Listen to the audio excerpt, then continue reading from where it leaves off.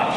Thank you so much for your nice, warm welcome. It is not what I'm used to, especially in New York or Chicago. And this is the second time I have spoken in Chicago in the last few months, and it's great to be here, kind of in the belly of the beast, isn't it? I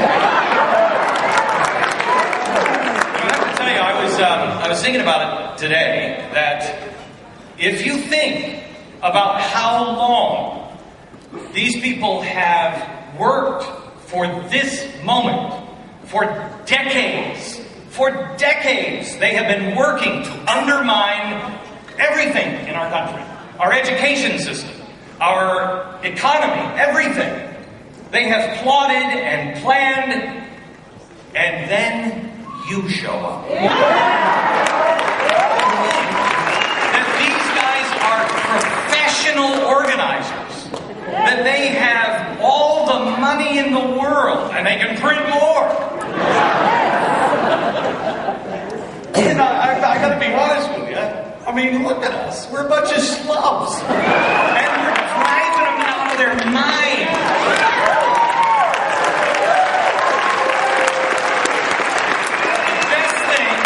The best thing for us to ever happen to the progressive movement is the fact that they just don't believe in the average American. Because they don't believe in you, they never saw you coming. And may I just say, just wait.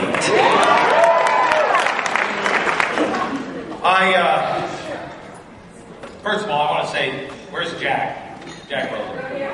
Jack, I got to tell you something. My goal when I'm your age is to be you. When people sit at my table, I said, when I'm his age, I'm going to tear him up. Except I have to tell you, a man with a suit and tennis shoes doesn't really work.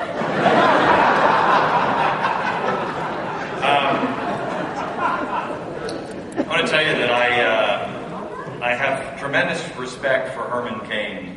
He, out of all of the people, because I believe all of them but one promised that they would either be in Israel with me or, promised whatever. But out of all of them, only Herman Cain attended and stood with me in Israel. And never asked for a moment of airtime, never nothing. He was there quietly standing because he believes it. And I have to tell you, I believe that the Lord blesses those who bless Israel, and I believe He's being blessed.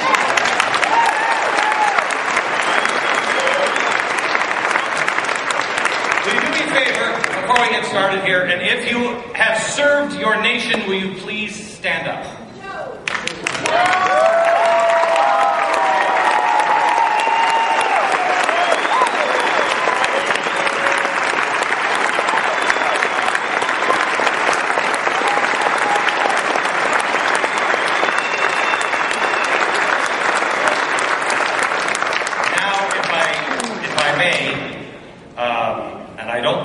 Single person here will take offense to this that just stood. Every single person in this room should have stood up. Because in one way or another, we're all serving our nation now. We're all serving our nation. And quite honestly, I just hired a guy on GBTV. His name is Raj Nair. And he was sitting in my office. And the reason why I hired him is because he gave me an idea of something. I said, what are you passionate about? What is it that really drives you? And he said, and he was at ESPN at the time. He's done ESPN. He's like 24 years old and like really good looking and just like God gave him too much. And so they kind of hacks me off. But he was sitting in my office and he said, you know what? I've been at the red carpet. I've been to all the big sporting events. And he said, my life is empty. And he said, I'll tell you what drives me is I want to correct this. I want to expose this. And I said to him, you know what, Mr. Nair? They'll kill you if you do that. And he said, I understand. But let me tell you something. If you're not risking your life for what you believe now, you're probably on the wrong side.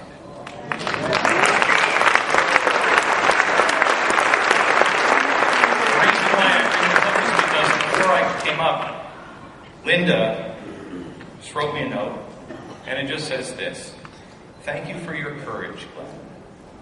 Let me tell you that before I started tonight, I met a few people, and Denise, who runs the Tea Party in Illinois,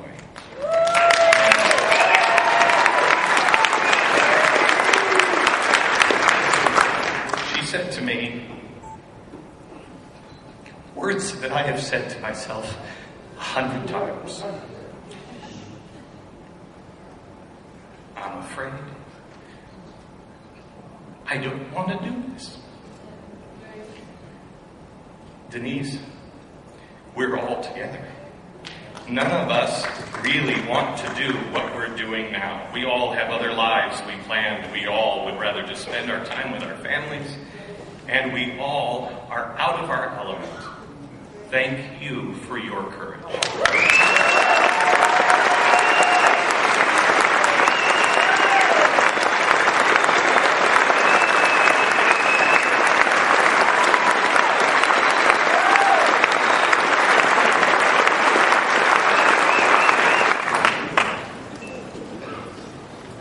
Let me start with this.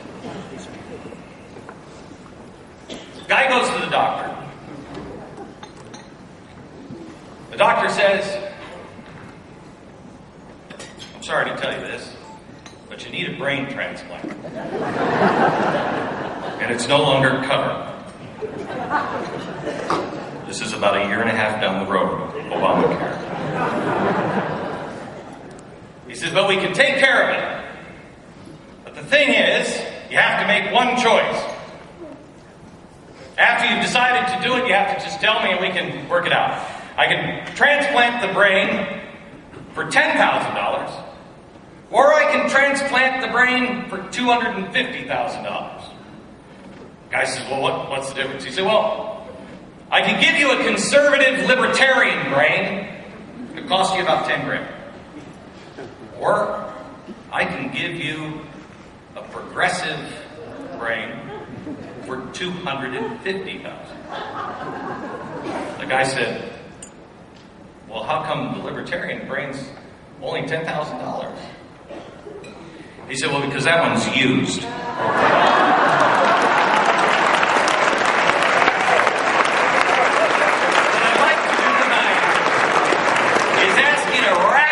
Miles on the brain a little bit tonight. It's an election year, and I've been asked tonight to speak on the election. But I have news for you. I have nothing to tell you on the election. I have no idea who to tell you to vote for. I have no idea who to tell you to trust. Because I don't trust any of them either. I don't trust any of them. I like a few of them. I hope they're going to be okay, but I have absolutely no idea. I can't honestly even say to you tonight to trust yourself, because I don't know if you've done the work that I'm still trying to do, and that is figure out what it is that we really are as people, as individuals, and who we are as a nation. If you haven't searched yourself yet, don't trust yourself. Tonight, I give you two things I want you to chew on. Two questions that have to be answered before this election. One, who am I?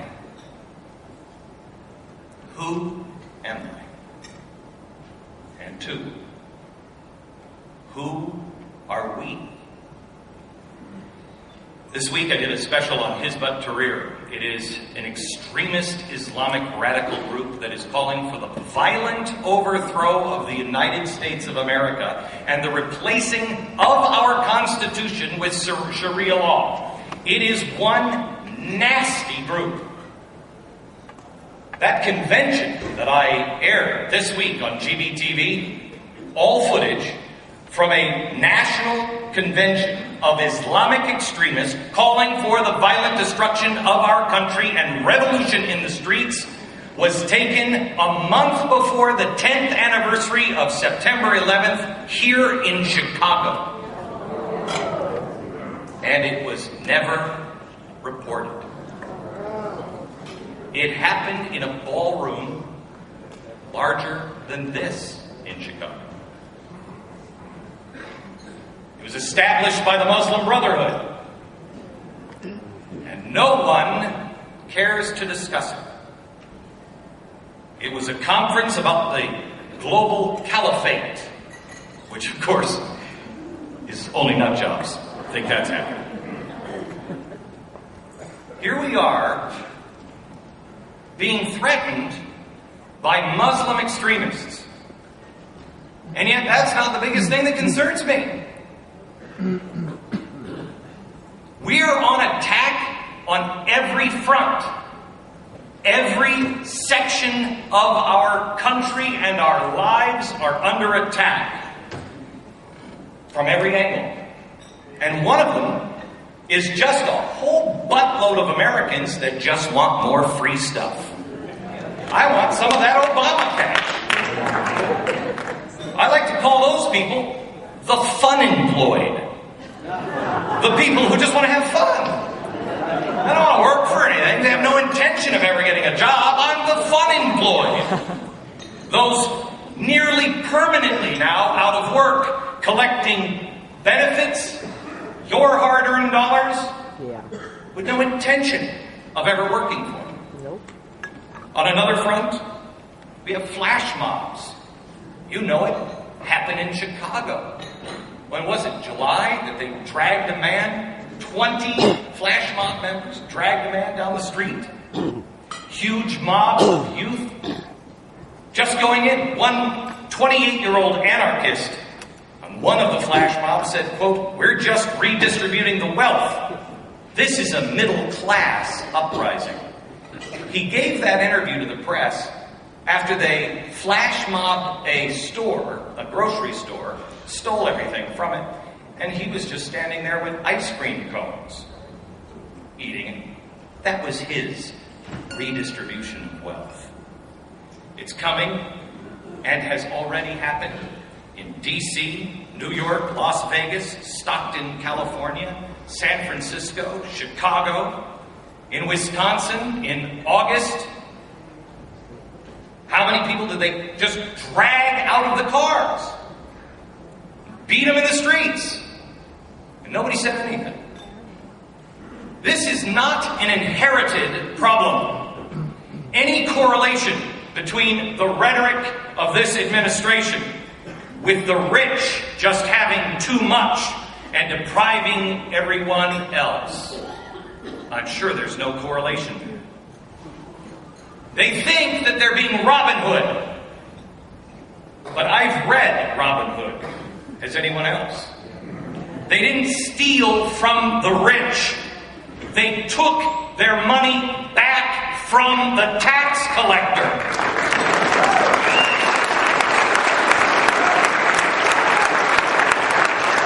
Robin Hood is now this legend where he steals from the rich.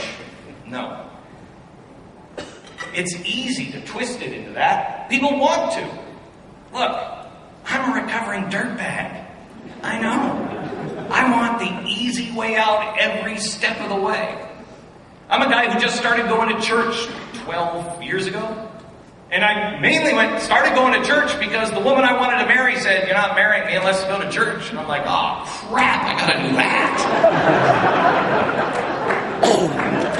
I still, on Sunday morning, my alarm goes off. And I'm like, "Oh, I don't want to go." And the more I don't want to go, the more I need to be there. And every time, every Sunday, I just did it last Sunday. Last Sunday I was at church and I really didn't want to go. And I was sitting there. I mean, my church is 3 hours long. Want to know why we don't have very many members? 3 hours long. And I'm sitting there and I'm listening, and it was like everything was spoken right for me. The more you don't want to do something, the better it is. But that's not the way of the world today. We have got to change that behavior. Because too many Americans are going to fall into the trap of the easy way out. The Occupy Wall Street protests that are going on right now. Mark my words, gang. Mark my words. This is going to become a Hollywood event. They're going to have every celebrity and leftist in Los Angeles and San Francisco. They've already had Michael Moore. I was concerned because sometimes I thought the island might tip a little bit. Everybody go this way, he's going to be down there. Michael Moore was there. Susan Sarandon was there. And yesterday, the rumor was that Radiohead was going to perform live. And people were on Facebook. You gonna go down to the Occupy Wall Street thing, man? Dude, it's gonna rock. Radio City, Radiohead's gonna be there. Yeah! That's what it's turning into. And it will work. It's John Stewart Marxism. These dopes are useful idiots and they don't even know it. Here's the thing. We must do better than this. We are better than this. I urge you to be careful on who you stand with, because things are going to get awfully darn confusing. There are people going to say many flattering and enticing things, and you're going to get tired. You're going to get tired. When you just don't want to do it anymore, that's when you need to do it the most. Don't fall in to people who will give you the easy way out. That's not the American way. We're the people who pull ourselves up. When the tough get going, here come the Americans. That's the way we've always been. I gotta tell you, I'm so glad I wasn't a pioneer. Because, my apologies, but crapping outside would have been enough for me. Boom! Let alone getting to the Rocky Mountains. You gotta be kidding. And then getting up, if you've ever driven through the Rocky Mountains, getting to the top of one of those mountains, and then just see peak. I'm like, not going down. Darn right, I'm eating all of you. You said let's climb up the mountain.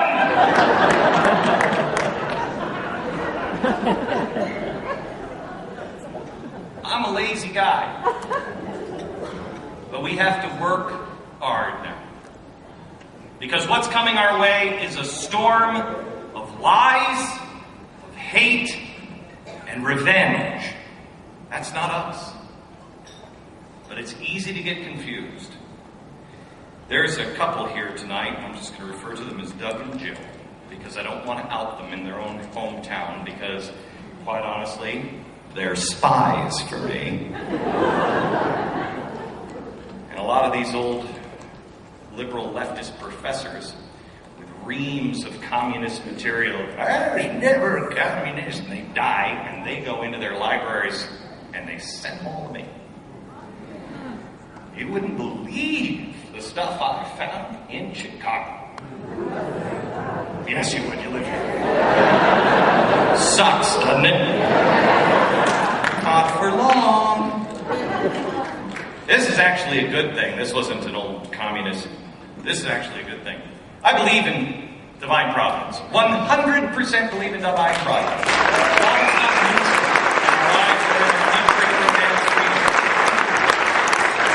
I was on my way today, and I was talking about my speech with some of the guys I'm flying on the plane with, and I said, I don't know if I have anything that anybody wants to hear.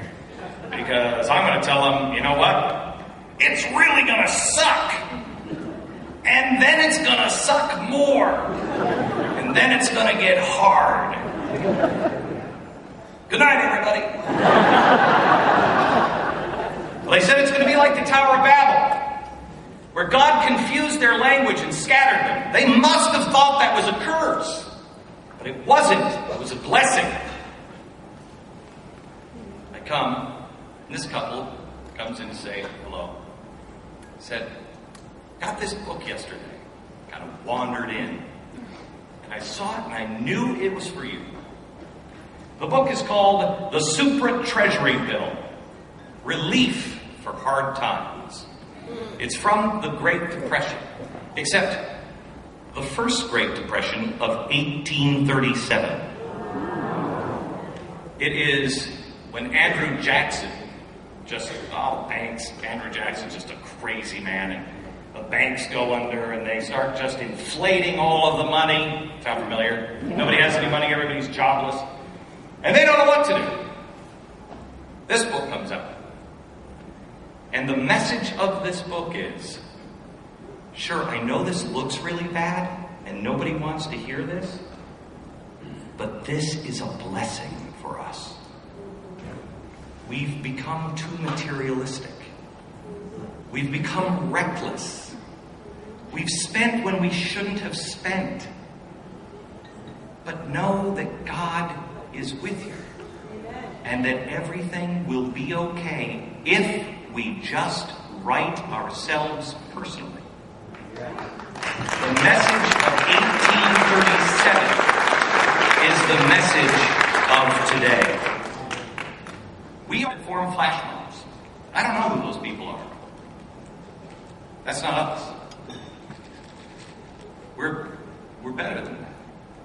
America was great and exceptional because we were good. That's de Tocqueville. De Tocqueville, French, comes over and says, what is it about this America thing that makes them so exceptional that we will later deny even existed? And he goes traveling around, can't figure it out. Maybe it is, no, they don't have good baguettes. And he realizes that what makes us exceptional is what's taught in our churches and what's taught in our homes, how we treat each other. It's that what made America great was the individual being good. That didn't happen from happenstance. That actually was kind of planned. When Yale asked Benjamin Franklin, what is the American religion? He said, it's simple. Here it is, gang, the American religion, and let's see if we can agree on this. That there is a God, and we're going to meet him one day. I'm paraphrasing Benjamin Franklin. He gets a little pissy sometimes. So you should obey him, because he's going to judge us. So we should serve him. And the best way to serve him is to serve our fellow man. That's what made America good. That's what made America great. The question is, for all of America, do we even believe that anymore? Do we believe that America was, at any given time, good? Does America believe anymore as a whole that we were ever great? I contend, yes, and so do you. But that's not what's being taught, that's not what's being preached, that's not what's on television. Especially now, when somebody I know and love left 5 p.m.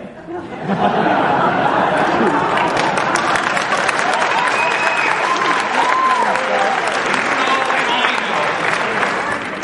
know that the American people are good. And that's why America will be great again. I sense a hunger in America. We are hungry for any reason to come together and be good together again. More than wanting America to be great or number one, we're number one. Just the simple, let us come together and be good. There's a hunger for that in America. And I want to tell you now, I intend on making it my life mission until the day I die to give America that opportunity just to be good to one another again. I am launching a massive service organization called Mercury One. It will be there that I will make my stand, and I will ask others to join me in service of their fellow human beings. I don't know about you, but I've heard enough from politicians. I have heard enough.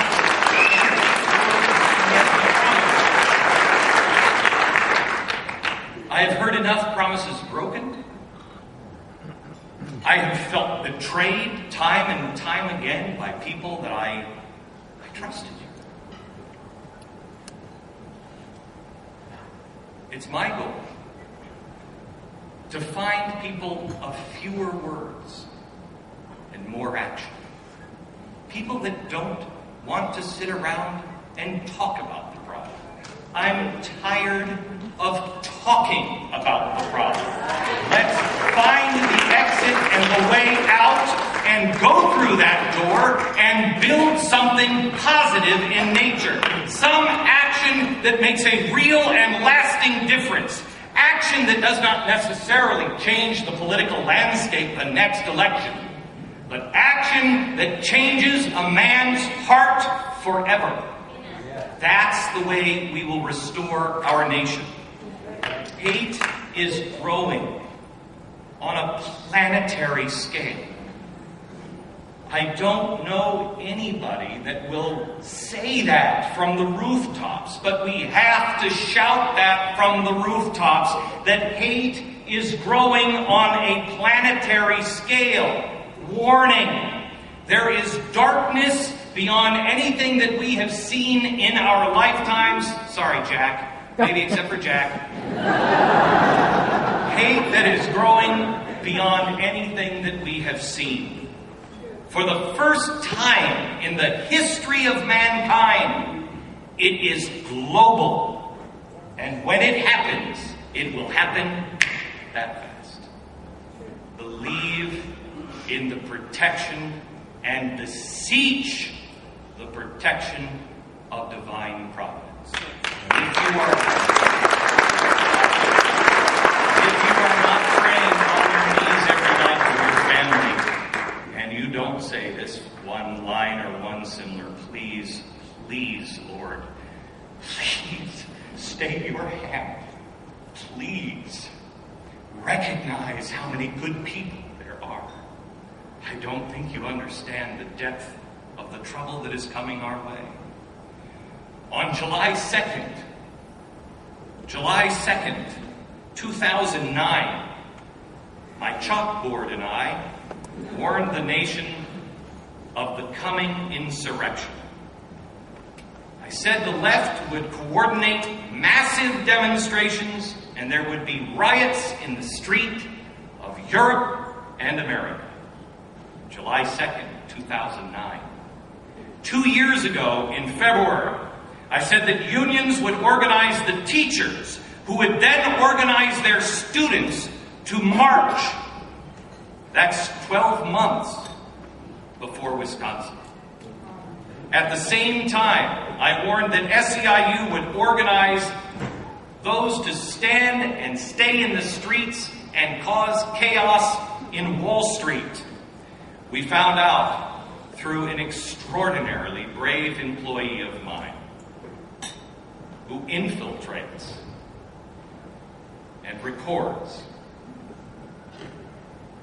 We found out and exposed last spring that it is SEIU that is organizing the Occupy Wall Street debacle. And they're doing it and promising that it is going to come to Chicago, to Boston, to Los Angeles, to San Francisco. Van Jones said, brace yourself because it's coming all over the country. Do not dismiss these people. They've waited decades for this opportunity. SEIU is one of the many forces that have organized this. I warn you now that the violent left will be in the streets. They will tear our streets down. They will try everything they can to cripple us, to bankrupt our cities, and it will grow en masse in power and destructive force as we close on this election. Trouble, my friend, is coming, and it will be global in nature. Millions all over the world will be taught to hate and taught to destroy.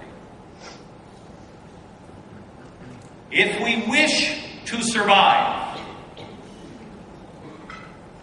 we must turn our world upside down in our own personal lives before it is turned upside down for us. I said a year ago, spit yourself out of the system if you can. People still don't know what that means. Quite honestly, I'm not sure what that means either. It's one of the reasons I left Fox. I am not a part of a network. I am not a part of anybody else's anything. I am independent. I stand by myself. I don't owe a man a dime. I do what I can with what I have. We work hard. We stay on our knees. We're out of the system. Now what, Lord? Now what? Redesign the system. I'm currently in the midst, in my business, and I'm only telling you this because you're going to have to figure it out what it means on your business, in your life.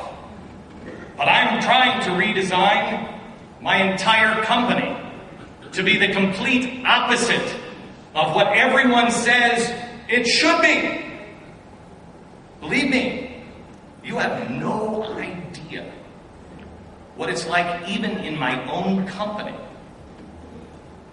to sit with people and tell them, this is what we're doing next. Are you crazy, Glenn? You know what? We're both going to find out one of these days, aren't we? You pray on it, and you search your heart and your soul every second of the day, and you listen and obey. Whatever he tells you to do, do it. Unless he's telling you to blow people up. Then it's probably a guy who sounds like this who's telling you to do it. You do it. We must be a force for good. The reason why I'm telling you to turn your own world upside down and to change your thinking and everything is because there's going to come a time when America will have a choice. I intend on being a choice, a path for others. I intend on showing others you do not have to go down the hatred road. You do not have to go down the road of tearing each other apart, setting cities on fire, looking for revenge. Don't do it as much as you might want to, as easy as it might sound. Don't do it. Be a force for good. We need to be active, and we need to be visible, and we need to be beyond politics. Politics is a byproduct of who we are. Who are we? And who are you? We must be people who love, heal, build, and serve. We will give America a choice when they are facing death. Let us offer life. When they are facing evil, let us offer good. When they are offered slavery, let us offer freedom.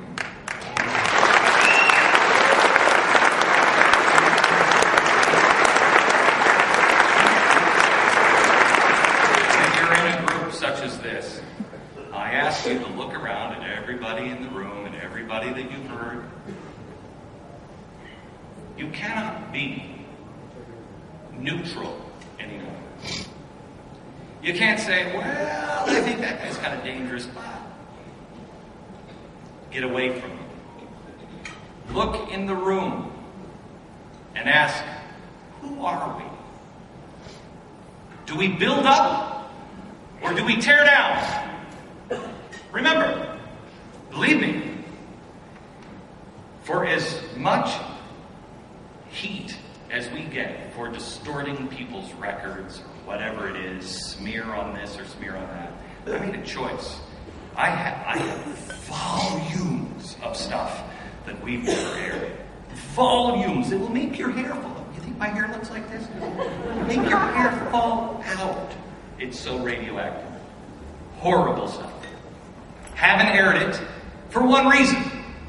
I cannot verify either the context or verify that that's really what he meant, or that's really the one who said it. We don't air it. I had some stuff that I personally think is true. Don't air it. Never have shared it with anyone, nor will I. Because my prompting was, these are not enemies of yours, they are enemies of mine. You do not need to tear anyone or anything down. You merely need to speak the truth, the whole truth, and nothing but the truth, and they will destroy themselves. All we're supposed to do is stand in the truth, and we must do so, to quote Abraham Lincoln, with malice towards none. I gotta tell you, probably every single day, I either say, or someone in the room says, stop, love them. Because doing what I do every day, I look at their words. I see what is coming. I see what they say. I see how it's lied about, twisted, distorted. Believe me, I could hate them. There are times that I do. They're taking everything that I love and destroying it and distorting it. We must never hate.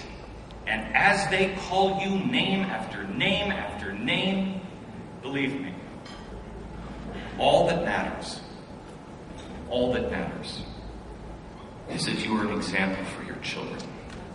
That your children know the truth about you and what you believe. The world will say all kinds of things. Let it go. Are you a good example to your children? They are the only keeper of any record besides God that matters. Never let them see you hate. Never let them see you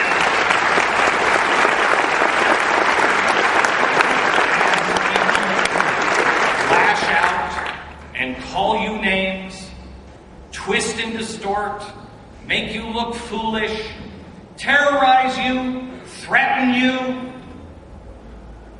Have no fear. Have no fear. Do not strike back. This happens in every generation. It's just our turn. Now, how are we going to deal with it? In the 1960s, it happened. Martin Luther King, what do you think he went through? What do you think he did?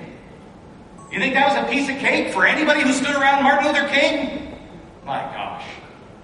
We are infants in comparison to what they went through. And he never struck out in hatred. That's why he won. And he knew it. We're the counterculture now. We all think that we can just go back and just be like, oh, everything's great. I got news for you, gang. We are the counterculture. Not just from the Democrats and the progressives, but from the GOP as well.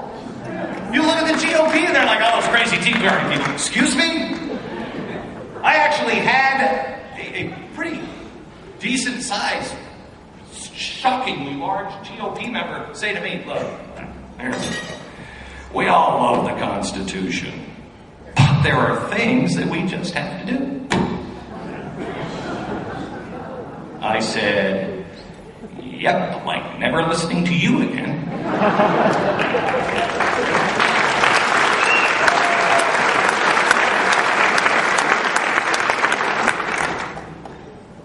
change our thinking and realize that organizing to get out the vote isn't enough. But it never has been. That was the lie that we fell for.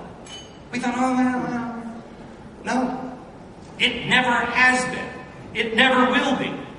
Voting or helping someone win in a campaign, that's just the beginning. Because if you win and you're for small government, then what? Then what? Because you cut how many people are going to be unemployed? How many people are going to be hungry? How many of the unemployed? Plus all the people who want to find a job. Plus all the people who do need to be cared for. There's a lot of people in the country that need help, that can't do it themselves. What about those people? If the government doesn't, we must. That's the second part of this. It's not about an election. It's not about cutting the size of government. It's going in and serving each other. Now, maybe people will say, well, the churches will do it. When's the last time you were at church? How many people here give 10%, which is required? 10% is required in the scriptures. How many of us give 10%? 1, 2, 3, 4, 5, 6, 7. Thank you.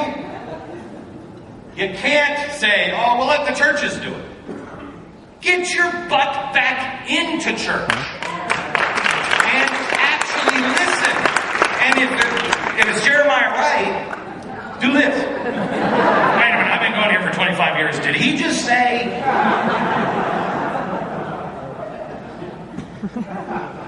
Put your money and your effort where your heart is. Put it where your heart is. That's the way to change things. And it's not just your money where your heart is. It's put your back and your legs and your arms. Put your whole self into what you believe. Feel, live for the first time. I got news for you, gang. We're history makers. People for generations will read about what we did or didn't do at this time. Recognize that. We are greatly blessed. We were born at this time for a reason. And too many people now are just talking about their rights. Stop talking about your rights. The best way, in fact, I contend the only peaceful way to ever defend your rights is to pick up your responsibilities. If you don't pick up your responsibilities, you ain't got no rights. You've got nothing. Let us recognize the truth of without personal responsibility, there are no personal rights. We put together, as in Israel, along with their responsibilities, I ask you to dedicate yourself to living these. Because I have the right to choose, I recognize that I am accountable to God, and I have the responsibility to keep at least the 10 Commandments. Because I have the right to choose. Because I have the right to worship as I choose. I have the responsibility to honor the right of others to worship as they see fit. Next Saturday, I'm going someplace to speak where a guy says, people of my faith do not have First Amendment rights. What? I haven't read that anywhere. You know what? I don't want him boycotted. I don't want him picketed. He has a right to say that. He's wrong. He has a right to say that. And I will speak right next to him. God bless America.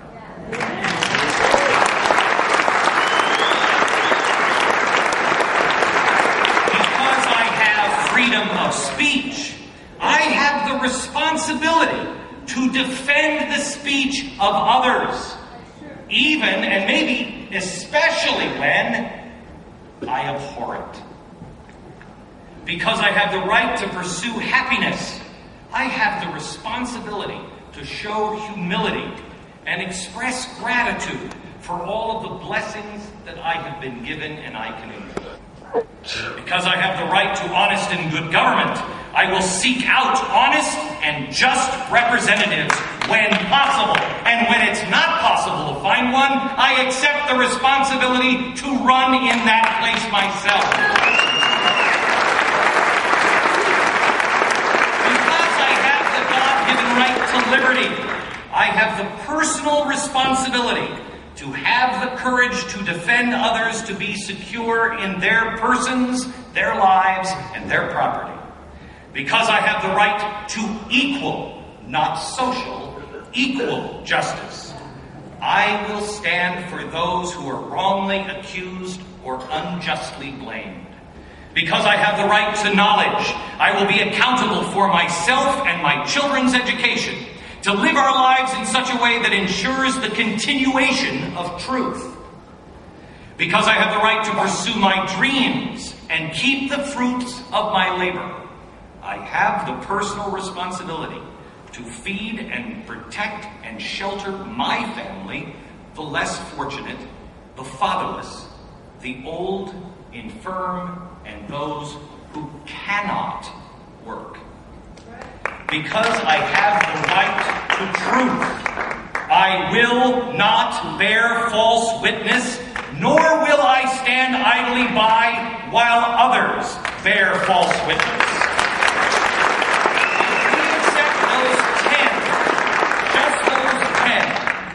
America changes.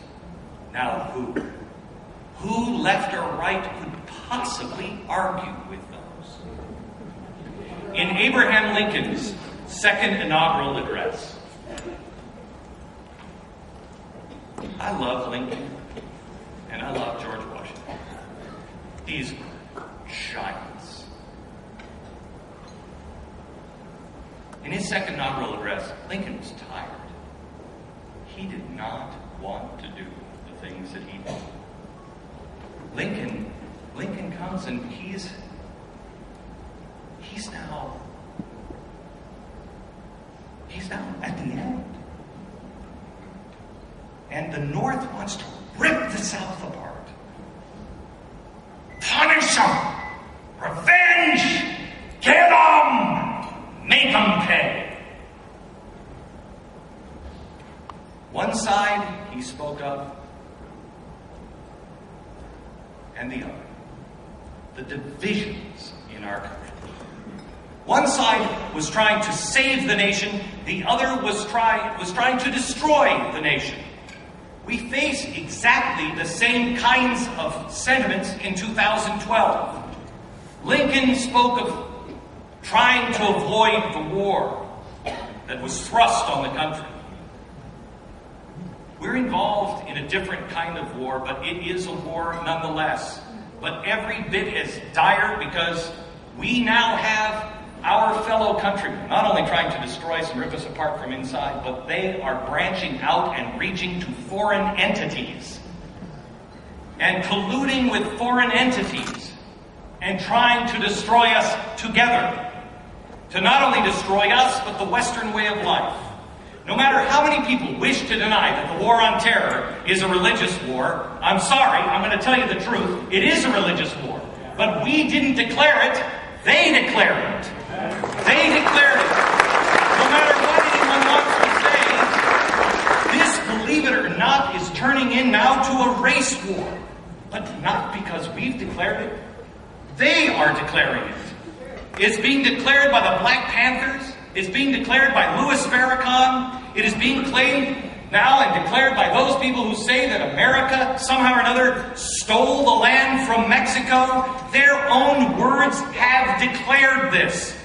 There is a war that is being waged in our country now between both political parties against the American people. Their own words, they have declared it. This is a war between the media and the truth. They have declared war on the truth. has declared a class war. It is time for the American people to declare a few things ourselves. War is about chaos, killing, and destruction. I know. I'm looking at a Vietnam vet now. Vets, no. The reason why there's not some big ending to it is because we looked for a compassionate way to fight. There's no such thing as a compassionate way to war. The way to make it compassionate is to end it as quickly as you possibly can. You fight with everything you have and you snuff them out as fast as you can, faster than the other side. You take their breath away. So everybody says, okay, I get it. That's the way you fight and win a war. But make no mistake, war is about killing, destruction, and chaos. To win, you have to do those things faster than the other side. Therefore, I suggest that while we still have the opportunity to mobilize and dedicate our lives, our fortunes, and our sacred honor, the way to win a religious war is for the people to stand together with any and every faith that will recognize God does not engage in honor killings, strapping kids with explosives, or intentionally targeting civilians. You stand together, shouting together, enough is enough. We also must never shout that God is on our side. Instead, we must accept the responsibility and be humble enough and do everything in our power to ensure that we are on His side.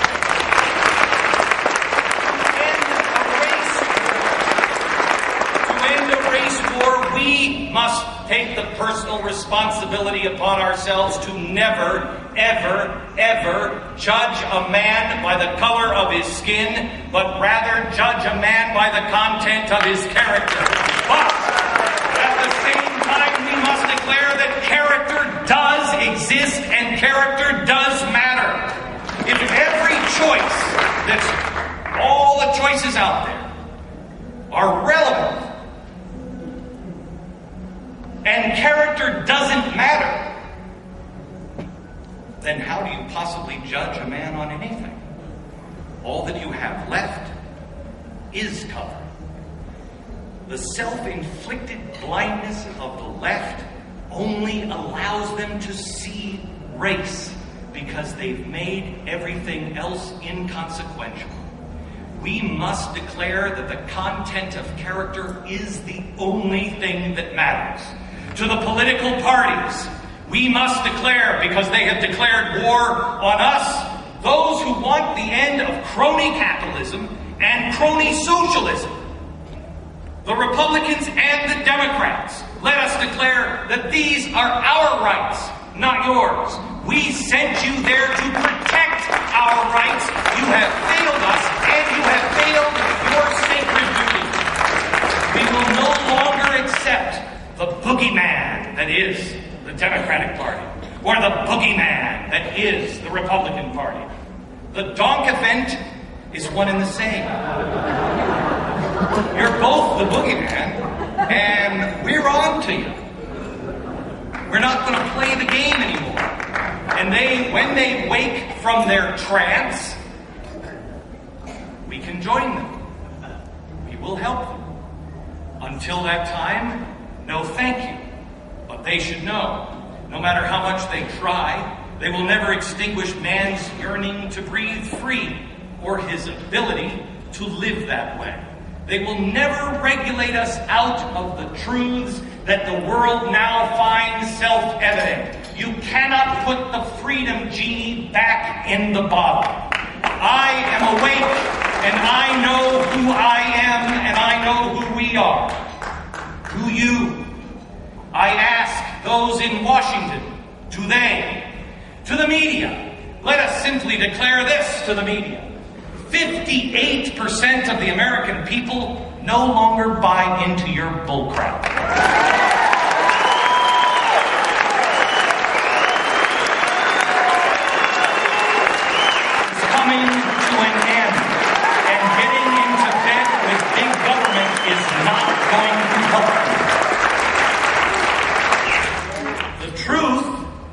set you free.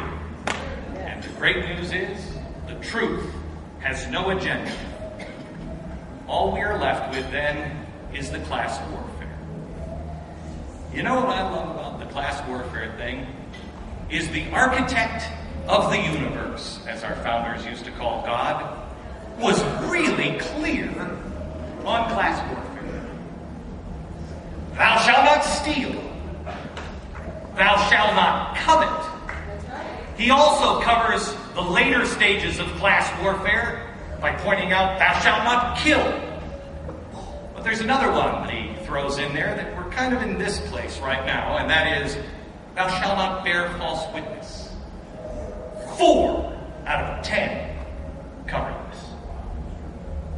President Obama has been out every day in the last few weeks trying to sell this new line that he's so proud of, but he can't seem to deliver it properly. He keeps saying that if they call it class warfare, you know what? If I'm asking a billionaire to pay the same rate as a janitor, well, that makes me a warrior for the middle class, and I'll wear that as a badge of honor.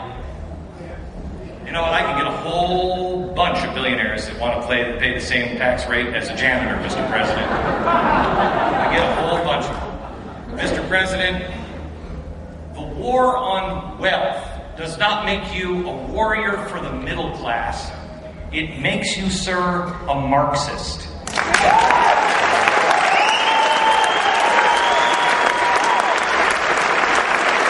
somebody has earned their money in an illegal way, don't take their money from them, arrest them.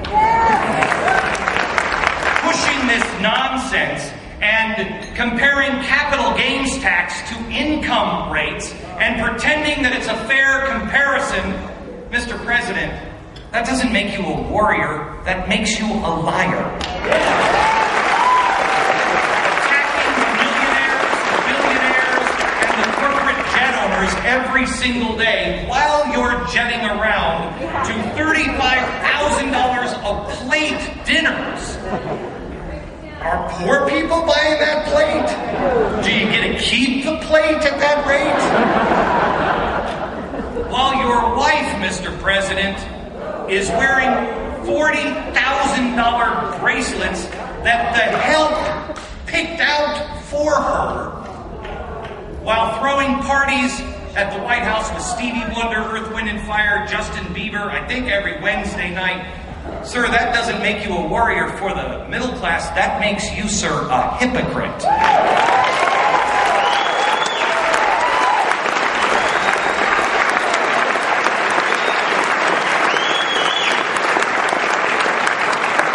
That's not name-calling.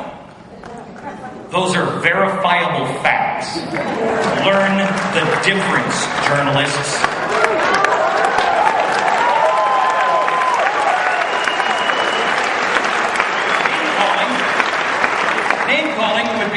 Saying that the people in this room are nothing but a bunch of racists. That's name-calling. But I'm trying to figure out that I think you're trying to hide your racism by being for Herman Cain. What you're saying, you're for Herman Cain's policies because it will defeat President Obama, who you're only for Herman Cain because he's black and somehow or another that works in their. Now you know why the brain is $250,000. Use it, man.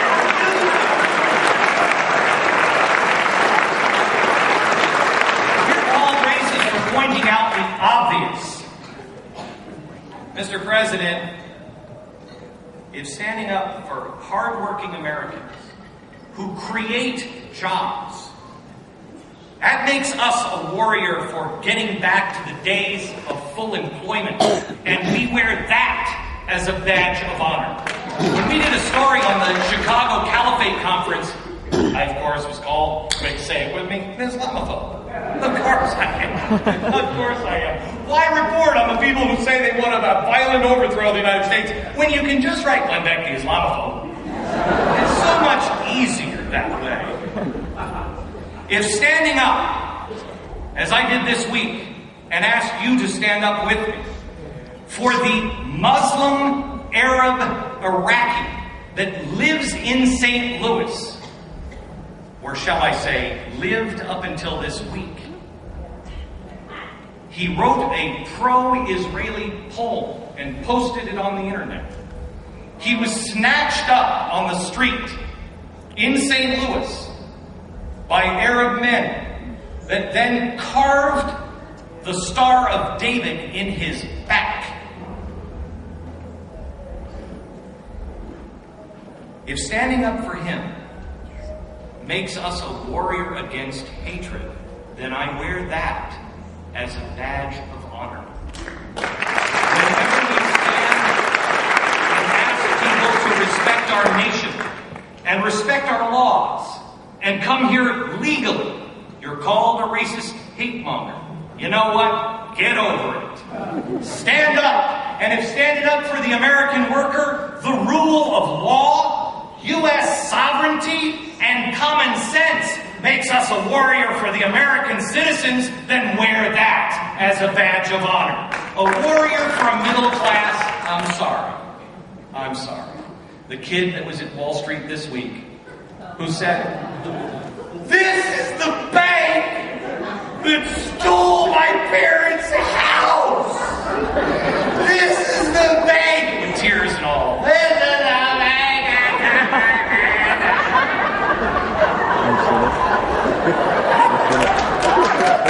Tears running down his cheeks. And I swear it was just like this. "What's your name?" "David Stevens." "This is the house!" That's with a PH. "That's stole!" There's a league of journalists there. Not one take the time to figure out, is this guy telling the truth? My company, The Blaze, did. We called his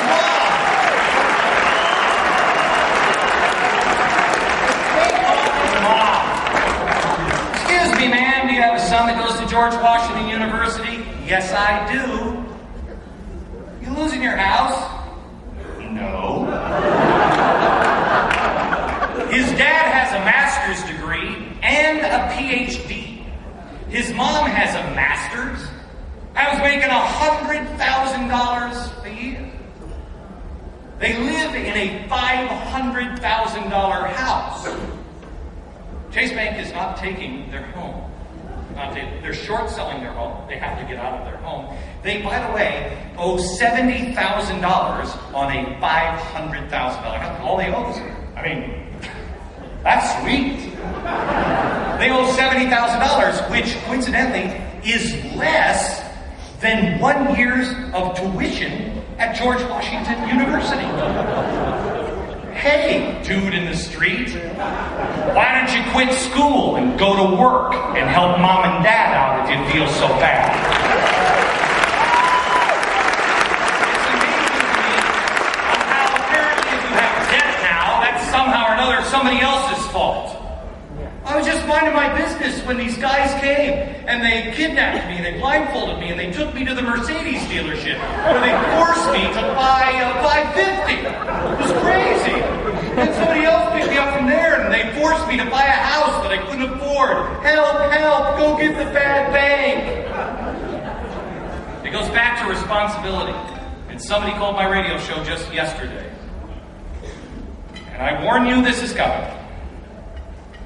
He said, the Wall Street protesters, they have some really good points. Student loans, for instance. I said, oh yes? He said, yes, because those banks just saddle you with that debt. Oh, Mr. Ed, is that you? Were you just standing in your stall when somebody strapped that debt onto you? Yeah, Wilbur.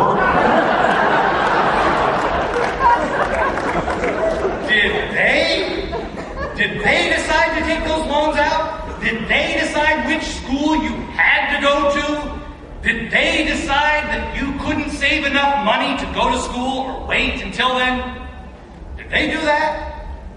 He started quoting the Bible, where he said the Bible says so. that debt is equal to slavery. I said, yes, it does. And your point? Well, the Bible says it. The Bible isn't warning you against bankers, Tommy. The Bible is warning you about getting into debt. It's not the bankers, it's you.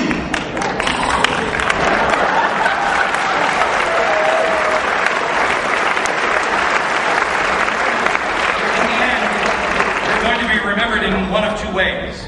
As a group of free men who were so crazy and so suicidal that we ran into the shackles of slavery of a global empire. Or we're going to be remembered as the people who heard the call of the third great awakening and stood up. I ask you tonight to make your choice, life or death, good or evil, freedom or slavery. This is just the beginning of those things that are yet to come. This Marxist movement of protesting capitalism is spreading. And along the way, we're all going to be called every name in the book. Oh, well, remember this. Our mothers all taught us, sticks and stones may break your bones, but names will never hurt you. Because I am in Chicago, I would like to point out, union mob bosses do break your bones, but names will never hurt you. In 1961, JFK declared something unimaginable for most Americans.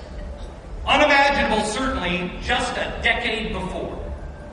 He said that the United States would put a man on the moon and return him home safely by the end of the decade. It seemed almost out of reach for the average American. But it was such a lofty goal that they dismissed that unbelief, their fear, their doubt, and they reached beyond the envelope of the sky and reached into the heavens and the stars. I suggest we're in exactly the same position today. Not 1961, but 2011. Just as the moonshot happened the same exact summer as Woodstock, a month away, rolling around like pigs in the mud, or reaching for the heavens. The same decade that we had the Watts riots. The first time we met Bill Ayers in the Weather Underground. The same decade that gave us the assassination of JFK, MLK, RFK, Malcolm X. That same decade, we landed a man on the moon and we changed the world forever. It is the same challenge that lies in front of us again today. And we have the same kind and amount of doubt that we had back in the 1960s when people said, can we really land a man on the moon? The question of our age has been answered at times both yes and no. What we forget is the question of our age has to be answered each and every generation. The question of our age is, can man rule himself? I suggest the answer is yes. Let us pick up our responsibility and accept the monumental challenges that lie before us and send out men to serve, to heal, to protect, to teach, to comfort. Let us do it in numbers never yet imagined and never yet achieved. And let us then do so and return men to his freedom by the end of the decade. Let me leave you with the healing words of Abraham Lincoln, who had a daunting task in front of him. As he got up to speak his second inaugural address, the vice president was drunk. And he had just been speaking about how we're going to tear the South apart. And he stood up. John Wilkes Booth lunged for the president. He was a superstar at the time. John Wilkes Booth was a celebrity. He was a Hollywood actor of his day. And he happened to be dating a very famous socialite, kind of the Paris Hilton of the day. Her father was a northern senator. They were the star couple. Lincoln gets up because the vice president is drunk. And he's tearing the South apart. And he gets up, and Booth lunges towards him. And the police officer, because he recognizes him as a celebrity, stands in front of the president. And Booth says, "I'm sorry, I slipped." And because he was a celebrity, he dismissed him and said, "Sorry, Mr. Booth." Abraham Lincoln said these words, "With malice towards none, with charity for all, with firmness in the right as God gives us to see the right, let us strive on to finish the work that we are in, to bind up the nation's wounds, to care for him who shall have borne the battle, and for his widow, and for his orphan, to do all which may achieve and cherish a just and lasting peace within our nation and among other nations. This is who we are." That is the challenge I lay before you. Answer the question. Who are you? Who are we? If you come to the same conclusion, then I ask you to make your next question to every single person you meet.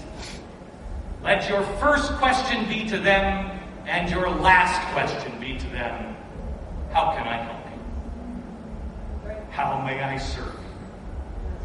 When we do those things, we will heal our nation. This is not how we will just win the next election.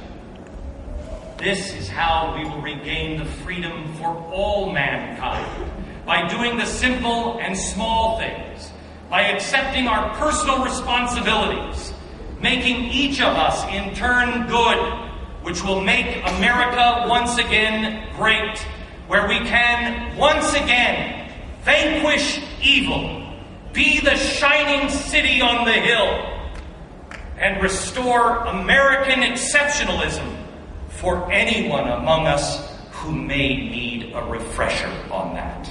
God bless you.